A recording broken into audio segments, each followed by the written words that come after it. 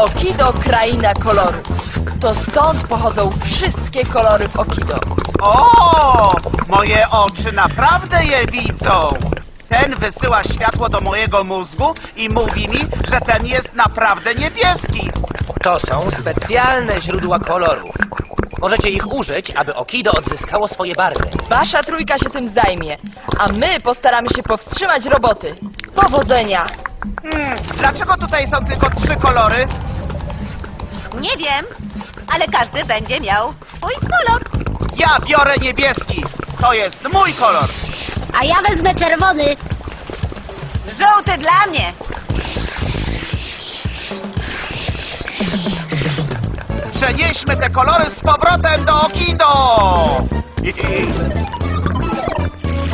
Bala, bala, bum, bum!